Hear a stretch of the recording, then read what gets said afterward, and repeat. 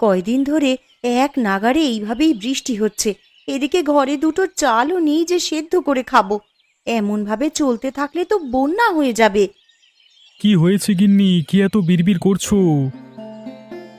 যেভাবে বৃষ্টি শুরু হয়েছে, এমন হলে তুমি মাছ ধরতে বেরোবে কি করে গো? আর মাছ না ধরা হলে সংসার চলবে কি করে? ঘরে যে কিচ্ছুটি নেই। আরে আমিও তো সেটাই ভাবছি গিন্নি, এভাবে বর্ষা বাদলা চলতে থাকলে তো না খেয়ে মরতে হবে আমাদের সবাইকে। কাল বিল থেকে দুটো কলমি লতা তুলে এনেছিলাম। কাল কিছুটা রান্না করেছি আর আজকের জন্য রেখেছি, কিন্তু ঘরে যে কোনো চাল নেই যে রান্না করব। আশেপাশে দুই এক বাড়িতে গিয়ে একটু খোঁজ নিয়ে দেখো। আজকে আকাশটা মেঘলা হয়ে আছে, কিন্তু বৃষ্টি শুরু হয়নি এখনো। এর মধ্যে নদীতে গিয়ে জাল ফেলে দেখি মাছ পাওয়া যায় কিনা। আশেপাশে আর কার বাড়িতে যাব? সবারই তো একই অবস্থা। বৃষ্টির চোটে কেউ তো এই কয়দিন ঘর থেকে বের হতে পারেনি। তাহলে তুমি দুটো গমের আটার রুটি বানাও গিন্নি। আজকের রাতটা না হয় আমরা আটার রুটি আর কলমি ডাঁটা সেদ্ধ খেয়েই থাকবো। সে না হয় করলাম, কিন্তু যেভাবে বৃষ্টি শুরু হয়েছে, বানের জল ভেসে আসা শুরু হলে তো বন্যা হয়ে যাবে গো। তখনকার জন্যে ঘরে তো কিছু শুকনো খাবার মজুদ রাখতে হবে। সেটাও তো আমিও বুঝতে পারছি। এভাবে চলতে থাকলে তো বন্যা হয়ে গেলে না খেয়ে মরবে। আমাকে আমার জালটা এনে দাও তো দেখি। আকাশ ভালো থাকতে থাকতে মাছ ধরতে বেরিয়ে পড়ি। ঘরে শুকনো মুড়ি আছে, দুটো চিবিয়ে যাও, না হলে পরে আবার খিদে লাগবে। না না, এখন আর কিছু খাবো না। দেখি কয়টা মাছ পেলে বাজারে নিয়ে বিক্রি করব। ওই টাকায় চাল আর কিছু সবজি নিয়ে আসা যায় কিনা দেখি। রান্নাঘরে দেখো, একটা ব্যাগের ভিতরে জাল রাখা আছে, সেখান থেকে জাল আর মাছ রাখার পাত্রটা নিয়ে যাও। ঠিক আছে, আমি তবে বের হলাম গিন্নি। সাবধানে যেও।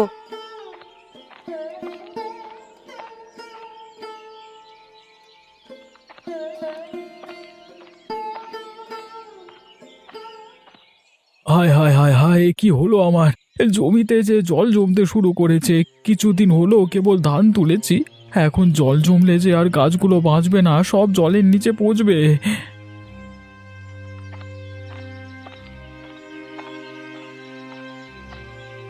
কিরে গোপাল, কি হয়েছে তোর? এভাবে আহাজারি করছিস কেন? দেখুন হারান দাদা, এই কদিনের বৃষ্টিতে আমার জমিতে জল জমেছে। আজকেও তো আকাশ মেঘলা হয়ে আছে, যে কোনো সময় বৃষ্টি নামতে পারে। এভাবে চলতে থাকলে তো জমি জলের নিচে তলিয়ে যাবে। আমিও তো আমার জমি দেখে এলাম, আমার জমিতেও তো জল জমছে রে গোপাল। বুঝতে পারছি না কি করব। এমনিতেই বৃষ্টির জন্য মানুষের আয় রোজগারের পথ বন্ধ হয়ে আছে কদিন ধরে। তার উপর আমাদের চাষিদের যদি এই অবস্থা হয়, তাহলে মানুষ খাবে কি আর বাঁচবে কি করে? এখন থেকেই আমাদের আগাম প্রস্তুতি নিয়ে রাখতে হবে, নাহলে পরে আমাদের বিপদে পড়তে হবে। আমরা গরিব চাষাভুষো মানুষ, আমাদের নিজেদের জমানো তো তেমন টাকা পয়সা থাকে না। যা থাকে জমির কাজে লাগিয়ে দিই ফসলের আশায়। তা তুই ঠিকই বলেছিস গোপাল, আমরা তো ফসলের আশায় কত কি বিসর্জন দিই। আর শেষকালে যদি ফসলের এমন হাল দেখি, তাহলে তো আমাদের আর চাষবাস করবার ইচ্ছেটাই মরে যাবে। এক কাজ করলে কেমন হয় দাদা? কি কাজ? আমরা যদি সেচে জমির জল সব বাইরে ফেলে দিই, তাহলে কেমন হয় বলো তো? তুই খেপেছিস নাকি রে গোপাল? এই এত জল কি সেচে শেষ করা সম্ভব? কি করব বলো, জমির এমন হাল দেখে মাথায় যা আসছে তাই বলে ফেলেছি। বিপদের সময় এমন অস্বাভাবিক চিন্তা মাথায় আসে, কিন্তু তাই বলে তো আর বোকার মতো সেটা করতে গেলে হবে না। তাহলে এখন আমরা কি করব দাদা? কি আর করব, আকাশ পানে চেয়ে থাকা ছাড়া কোনো উপায় নেই। আকাশে রোদ উঠলে এই জল শুকিয়ে যাবে, তখন আবার ফসল বোনা যাবে যদি এগুলো নষ্ট হয় তো। আবার ফসল বুনবার মতো সামর্থ্য এখন আমার নেই দাদা। আর তাছাড়া আকাশের যা হাবভাব দেখছি, তাতে করে মনে হয় না এই বৃষ্টি এত সহজে যাবে। সে পরে দেখা যাবে, এখন এখানে বিলাপ করে লাভ নেই। চল বাড়ির দিকে যাই আমরা।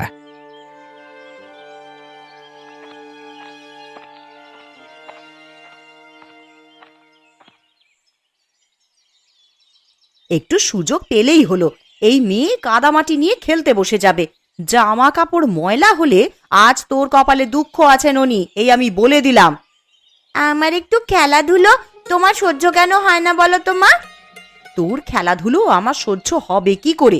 খেলা করতে গেলেই তো জামা কাপড়ে কাদামাটি মাখিয়ে আসিস। এই বৃষ্টি বাদলার দিনে আমি জামা কাপড় শুকাতে দেবো কোথায়? পর পর এত দিন বৃষ্টিতে আমি দুদণ্ড বাইরে বেরোতে পারিনি, আর কতক্ষণ আমাকে ঘরবন্দি হয়ে থাকতে বলছো তুমি? এই মেয়ের চোপা দিন দিন বেড়েই চলেছে। দিন দিন বড় হচ্ছিস আর আদব কায়দা সব ভুলতে বসেছিস দেখছি। মা, ও মা, আমার না খুব খিদে পেয়েছে, আমাকে কিছু খেতে দাও না মা। একটু আগেই না গুড়মুড়ি খেয়ে খেলতে বসলি, এখনই তোর খিদে পেয়ে গেল? অভাবের স্বভাব নষ্ট, কথাটা তো সত্যিই দেখছি। পেটের খিদে কি আর অভাব মানে বলো?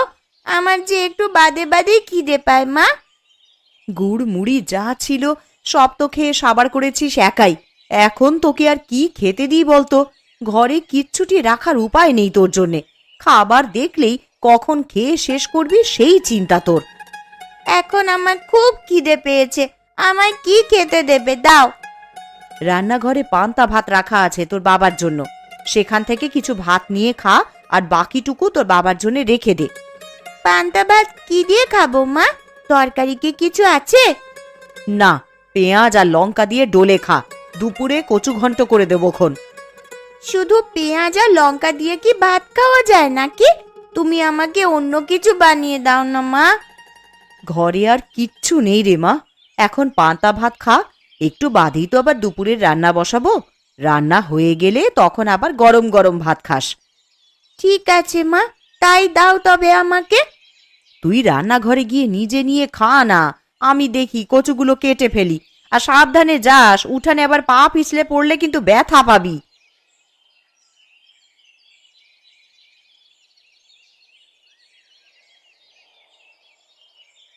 লোকটাকে সেই কখন থেকে খেতে ডেকে এসেছি, এখনো আসার নাম নেই।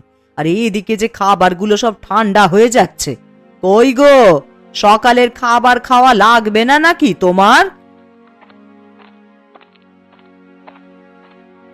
একটু খাজনার কাগজপত্র নিয়ে বসেছিলাম গিন্নি, ভেবেছিলাম হাতের কাজটা শেষ করে তবে খাবো। তা তোমার জ্বালায় কি আর হলো? আবার ঠান্ডা হলে তো আবার বলবে ঠান্ডা খাবার খাবো না। তোমাকে নিয়ে আমার হয়েছে যত জ্বালা। আমার কাজ না মিটিয়ে সেখান থেকে উঠতে ভালো লাগে না। আরে জানোই তো টাকা পয়সার হিসাব কিতাব। হয়েছে, খাবারের সময় খাওয়া আর কাজের সময় কাজ। এত টাকা টাকা করছো, মরে গেলে এই টাকা খাবে কে শুনি? আমার টাকা আমি খেয়েই মরবো, কাউকে আমার টাকার ভাগ দেব না আমি। হয়েছে বাপু, হয়েছে। তোমার ওই কালোবাজারি টাকা নেওয়ার ইচ্ছে আমার নেই। দুবেলা দুমুঠো ভাত খাই, সেটাই আমার হজম হতে চায় না। আরে মনে রেখো, এই কালো টাকা দিয়ে কিন্তু সব আরামায়েশের জীবন পেয়েছো গিন্নি। গাঁয়ের মানুষদের রক্তচোষা টাকাতে আমার আরামায়েশ ভালো লাগে না। তুমি ভালো করেই জানো যে আমি বিলাসিতা পছন্দ করি না।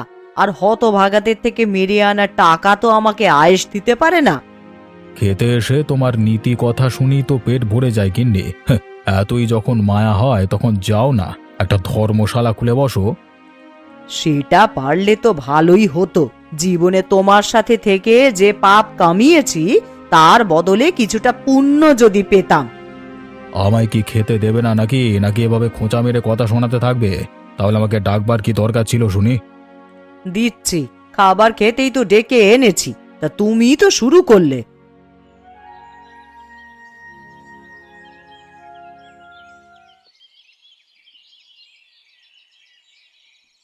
ননি, ও ননি, একবার এদিকে আয় তো মা।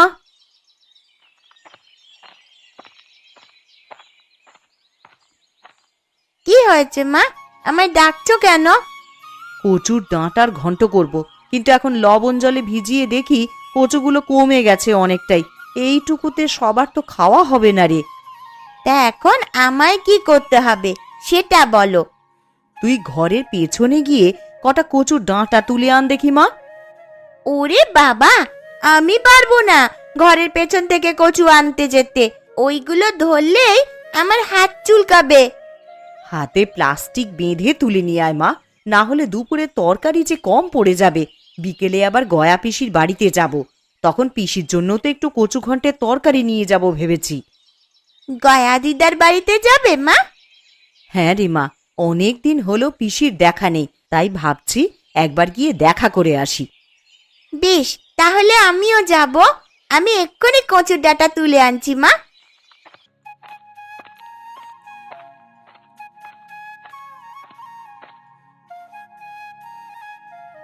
জয়াদি, ও জয়াদি, রান্না বসিয়ে দিয়েছো দেখছি।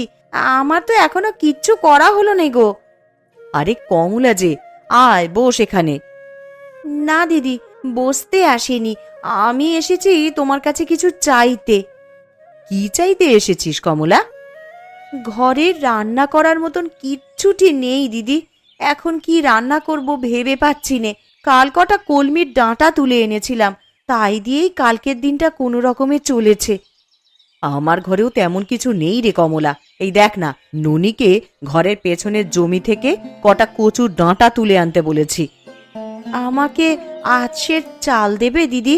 আমি কাল আবার দিয়ে যাব তোমায়। ওমা, থাকলে কেন দেব না? ওইখানে চালের মটকা থেকে চাল নিয়ে যা তুই। উনি রাতের চাল নিয়ে এলেই আমি কাল সকালেই চাল ফিরিয়ে দিয়ে যাব তোমায়। সেসব নিয়ে তোকে ভাবতে হবে না, এখন চাল নিয়ে গিয়ে রান্না বসা যা, না হলে ঠাকুরপো বাড়ি এলে কি খেতে দিবি? ঠিক আছে দিদি।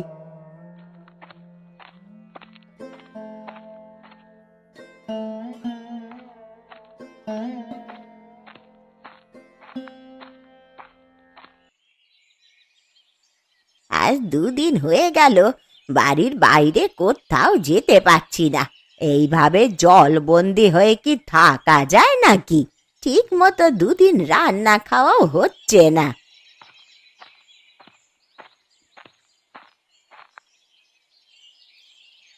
এ কি গো পিসি, তোমার বাড়িতে যে বানের জল উঠেছে, সারা উঠোন তো জলে ভরে গেছে গো। এই জন্যই বুঝি দিদার দেখা নেই আজ কদিন ধরে। ওরে, তোরা আস্তে আস্তে আয় এদিকে, দেখে শুনে পা ফেলিস, আবার উঠানে পা পিছলে জলে পড়ে যাস নে তোরা। তা এইভাবে জলবন্দি হয়ে আছো, আমাদের একটা খবর দিলেও তো পারতে পিসি। খবর দেব কি করে লছুরি? দেখতে পাচ্ছিস নে জলে আমার উঠোন একেবারে ডুবে আছে। এই হাঁটু জলে নেমে আমি এখন তোদের খবর দিতে যাব? খবর না দিলে আমরা কিছুই জানতে পারবো না তো।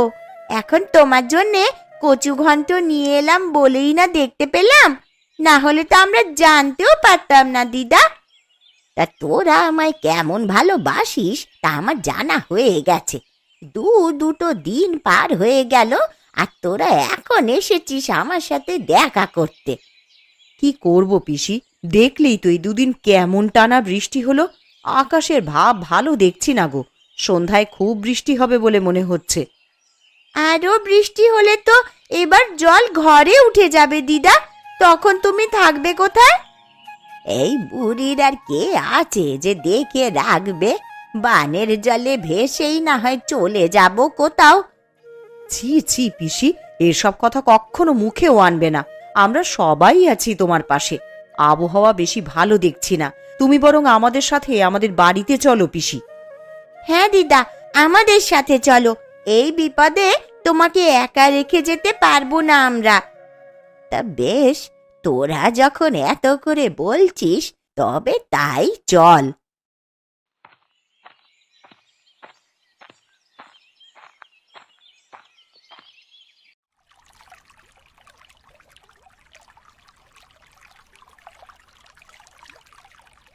ভাগ্যিস কিছু শুকনো খাবার এনেছিলে, না হলে তো আমাদের দুর্ভোগের শেষ ছিল না।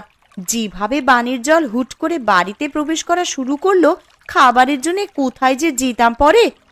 জল বেড়ে যাচ্ছে দেখি তো দরকারি জিনিসপত্র নিয়ে বাড়ির চালায় উঠে এলাম, না হলে আর উঁচু জায়গা পেতাম না।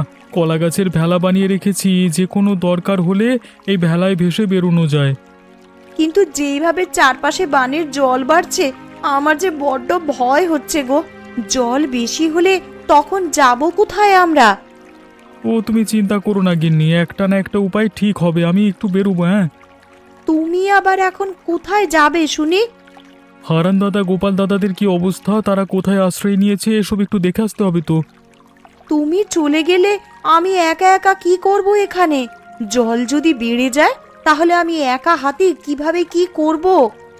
ওসব নিয়ে চিন্তা করো না গিন্নি, কলা গাছের ভেলা তো একটা বানাইনি, মানে আমি আগে থেকেই আর একটা ভেলা বানিয়ে রেখেছি। কোনো বিপদের আভাস পেলে জিনিসপত্র নিয়ে ভেলায় চড়ে বসবে। হ্যাঁ, না বাবা, আমার একার এত সাহস হবে বলে মনে হচ্ছে না। হবে গিন্নি হবে, বিপদে পড়লে মানুষ সব করতে পারে। ভাবছি সবাইকে নিয়ে মোড়লের বাড়ি যাব কিছু সাহায্যের জন্য, আর সাথে করে জালটা নিয়ে যাব। বানের জলে ভাসা কোনো বড় মাছ পেলে ধরবো। মানুষ বাঁচবে কি করে তাই ভেবেই মাথা খারাপ হয়ে যাচ্ছে, আর তুমি কিনা বানে ভাসা মাছ ধরবে? হ্যাঁ গো হ্যাঁ গিন্নি, যদি ভালো মাছ পাই তবে আমরা সবাই মিলে সেটা তো খেতে পারবো। কারোর কাছেই যে খাবার জিনিস তেমন কিছু নেই। তা তুমি ঠিকই বলেছ, এই সময় তো নদী নালা সব ডুবেছে, বড় বড় মাছ এখন বানে ভেসে আসবে। আমি জালটা নিয়ে একটু ঢু মেরে আসি, আর দেখে আসি সবার কি অবস্থা। ঠিক আছে, সাবধানে যেও, আর তাড়াতাড়ি ফিরে আসবে কিন্তু। ঠিক আছে গিন্নি।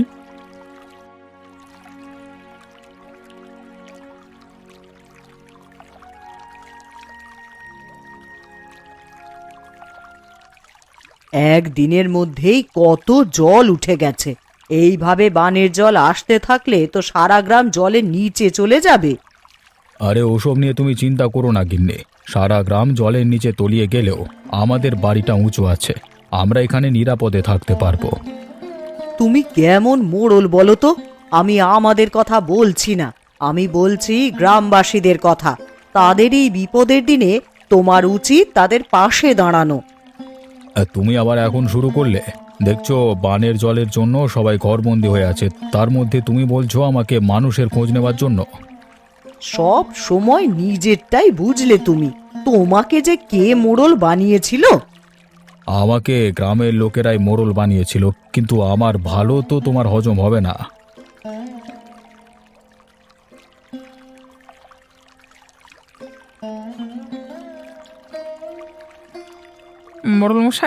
মোড়লমশাই বাড়িতে আছেন নাকি? একবার বাইরে আসুন তো, আমরা সবাই আপনার সাথে কিছু পরামর্শের জন্য এসেছি। আমি দোতলার ওপরে এখানে, গোপাল তোমরা ওপরে তাকাও।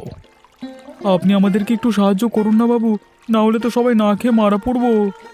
কি সাহায্য করবো আমি তোমাদের? আপনার কোষাগার থেকে যদি আমাদের কিছু চাল এবং আঠা দিয়ে সাহায্য করতেন, তবে সবাই পেটের খিদে নিবারণ করতে পারতাম। আমার কোষাগারে যা খাদ্যশস্য জমানো আছে সেগুলো তো আমার ব্যবহারের জন্য জমানো আছে, সেখান থেকে তোদের দিলে আমি চলবো কি করে? কিন্তু আমরা যে সবাই খুব দুর্দশার মধ্যে দিয়ে যাচ্ছি বাবু। আমার ঘরে চাল নেই, তরকারি নেই, শুকনো মুড়ি চিবিয়ে দিন কাটাচ্ছি। ওই ঢের ভালো তোদের জন্য, আমি সেভাবে কিছু দিতে পারবো না তোদের, নিজেরটা নিজেরাই জোগাড় করে নে। ঠিক আছে বাবু, আমরা তাহলে আসি এখন।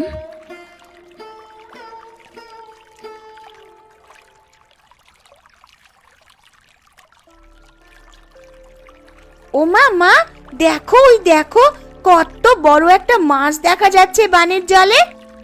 আরে তাই তো রে, এমন বড় মাছ তো আমি আগে কখনো দেখিনি। এটা কি মাছ গো পিসি?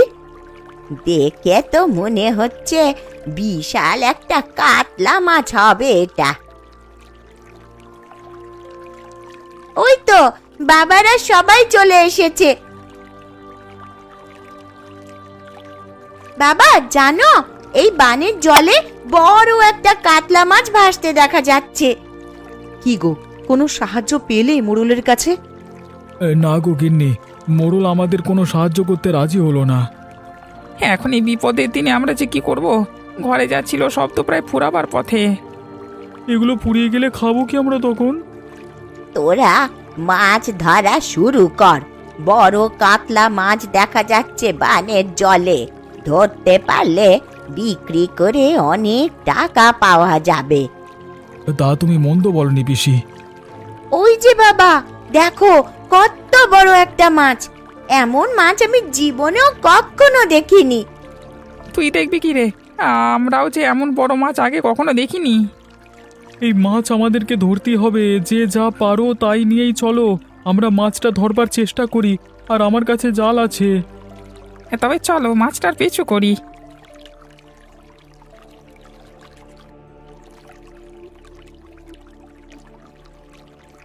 কিরে, তোরা সবাই মাছ ধরবার সরঞ্জাম নিয়ে কোথায় চলেছিস? আগে মোড়ল মশাই, বানের জলে এক বড় কাতলা মাছ ভেসে উঠেছে একটু পর পর। তাই আমরা সবাই সেটা ধরতে বেরিয়েছি। ওই তো মাছটা আবার ভেসে উঠেছে। আরে সত্যি তো, মাছটা যে অনেক বড় দেখছি। আমি এর আগে এমন বড় মাছ কখনো দেখিনি গো। কুবে তুই জাল ফেল, আমরা বল্লম ছুঁড়ে মারি, দেখি কোনোভাবে মাছটাকে ধরা যায় কিনা।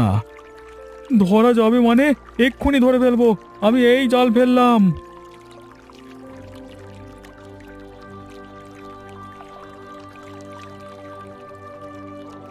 দাদা আমাকে সাহায্য করো তোমরা, একা হাতে আমি বড় মাছ তুলতে পারবো না। মাছটা জালে আটকা পড়ে লাফালাফি করছে। হ্যাঁ হ্যাঁ, আমরা সাহায্য করছি তোকে। মাছটা তো অনেক বড় রে কুবের, এটা নিয়ে শহরের মুখে হাটে বিক্রি করে আয়, অনেক দাম পাবি তাহলে। না না, এই মাছ আমি বিক্রি করব না বাবু, এই মাছে সবার অধিকার আছে। সবাই এই মাছ দেখেছে, আমি একা এটা করতে পারবো না, তাই আমি এটা ভাগ করে নেব সবার সাথে। মোড়ল মশাইকেও তার ভাগেরটা আমরা এখানেই দিয়ে যাব। দেখলে দেখলে তো ওরা কেমন ভালো মানুষ। বানে ভেসে আসা একটা বড় কাতলা ধরে ওরা সেটা তোমাকে ভাগ দিতে চাইছে, আর তুমি কিনা ওদের একটু সাহায্য করতে চাওনি। আমি আমার ভুল বুঝতে পেরেছি, আসলে একা একা কোনো কিছু ভোগের শান্তি নেই। কথায় আছে, ভোগে নয় ত্যাগই প্রকৃত সুখ। তোরা যাবার পথে আমার কোষাগার থেকে চাল ডাল যা লাগে নিয়ে যা। তাহলে তো আজকে বানে ভাষা বড় কাতলা মাছ দিয়ে মহাভোজ হবে সবার। তোরা বাড়ি গিয়ে সবাইকে আমার এখানে নিয়ে আয়, এই বিপদে আমরা সবাই একসাথে আমার বাড়ির দোতলায় থাকবো। ঠিক আছে বাবু, আমরা তাহলে বাড়ি গিয়ে সবাইকে নিয়ে আসি। মাছটা আপনার বাড়িতে রেখে যাই, এসে না হয় রান্না বান্নার আয়োজন করা যাবে। হ্যাঁ।